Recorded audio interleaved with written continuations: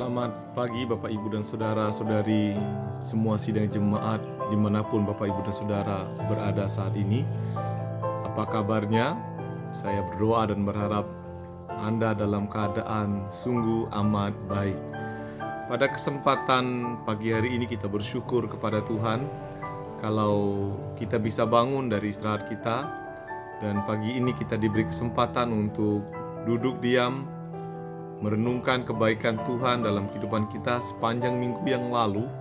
Dan pagi ini kita akan memasuki minggu yang baru, dan kita berdoa ini adalah minggu yang baik, minggu di mana Tuhan memimpin, menolong kita senantiasa dalam melakukan segala sesuatu.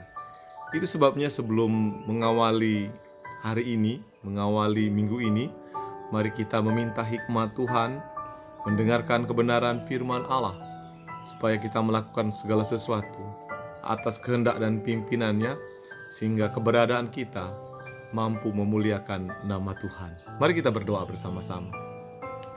Bapa kami di dalam surga, Tuhan Yesus Kristus, terima kasih untuk berkat-Mu yang Kau berikan kepada kami. Bersyukur untuk berkat-berkat Tuhan yang melimpah, dan kami bersyukur kalau sepanjang minggu yang lalu Tuhan memimpin, menolong kami, menyertai dan memimpin kami. Dan pada kesempatan hari ini kami berdoa untuk sepanjang minggu yang akan datang, Tuhan memimpin, menolong kami, sehingga apa yang kami lakukan Tuhan sungguh-sungguh menyukakan hati-Mu ya Tuhan Yesus. Kami berdoa dan mengucap syukur Tuhan, biarlah dengan hikmat-Mu Bapa kami mampu melakukan segala sesuatu dengan pertolongan-Mu dan menjadi berkat bagi banyak orang. Terima kasih Tuhan Yesus, kami bersyukur untuk hari ini. Haleluya Bapa. Amin. Bapak, Ibu, dan Saudara yang terkasih dalam Tuhan, kebenaran firman Tuhan hari ini terambil dari 1 Yohanes pasal yang kelima ayat 13 sampai 21. LAI memberikan judul perikopnya yaitu pengetahuan akan hidup yang kekal. Bapak, Ibu, dan Saudara yang terkasih dalam Tuhan, dalam suratnya ini, bagian pertama, surat Rasul Yohanes, bagian pertama yang kita kenal dengan 1 Yohanes, di akhirnya dia menceritakan satu kekuatan iman bagi orang-orang yang percaya kepada Yesus sebagai Tuhan dan Juru Selamat, yaitu hidup yang kekal. Itulah tujuan setiap umat manusia. Itu adalah tujuan akhir manusia. Itulah.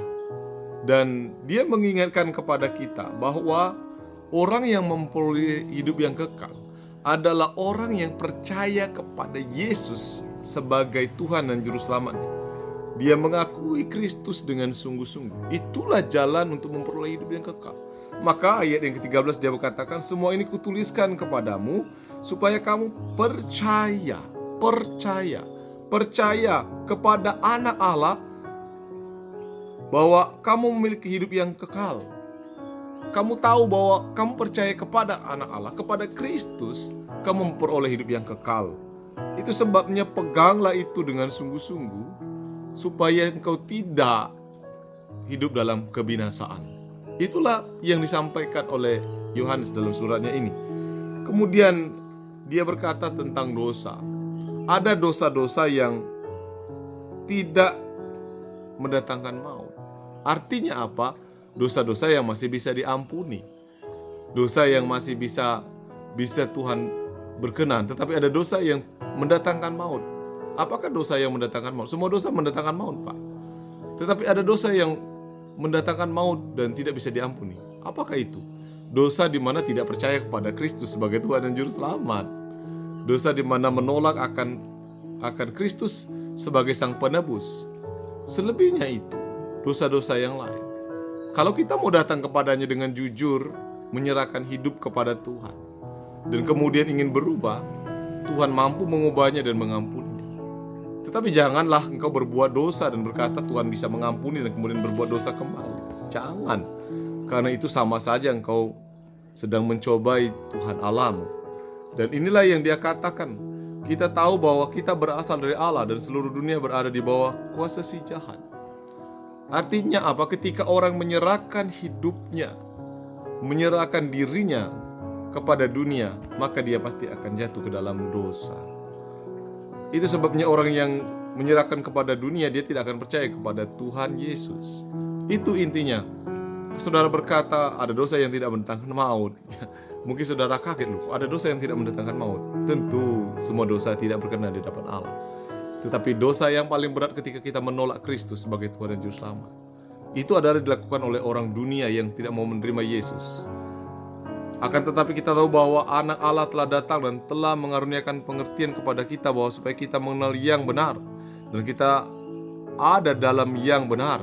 Di dalam anaknya Yesus Kristus, dia adalah Allah yang benar dan hidup yang kekal. Sumber segala hidup yang kekal adalah Kristus Yesus. Itu sebabnya peganglah itu, supaya segala dosa-dosa yang pernah kau lakukan, minta ampun kepadanya, datang kepadanya, dan kebun ubah hidupmu, maka engkau berkenan di hadapan Allah. Itulah kesucian sejati.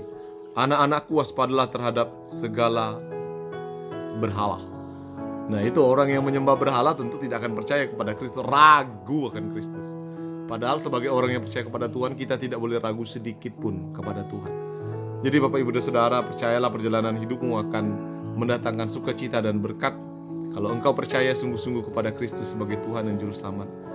Inilah yang disampaikan oleh Rasul Yohanes, dan saya pesankan kepada Bapak Ibu dan Saudara untuk menjadi berkat, bahwa hidupmu apapun, bahkan ketika engkau masih berdosa sekalipun, Tuhan mengasihimu.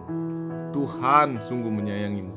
Itu sebabnya jangan sia-siakan hidup dan keselamatan yang diberikan dari Allah kepadamu melalui putranya, Tuhan kita, Yesus Kristus, yang telah berkorban menyelamatkan kita dari segala belenggu dosa dan tipu muslihat iblis. Selamat hari Senin, selamat beraktivitas. Mari kita berdoa. Tuhan Yesus, terima kasih untuk berkat-Mu sepanjang hari ini. Kami diberkati melalui kebenaran firman Tuhan yang sungguh menguatkan kami. Ajarlah kami seturut dengan kehendak-Mu dan rencana-Mu. Ajarlah kami menjadi hidup yang berkenan di hadapan-Mu. Terima kasih Tuhan Yesus, kami mohon hikmat-Mu supaya sepanjang hari ini apa yang kami lakukan berkenan di hadapan-Mu ya Bapa. Terima kasih Tuhan Yesus, kami bersyukur dan berterima kasih.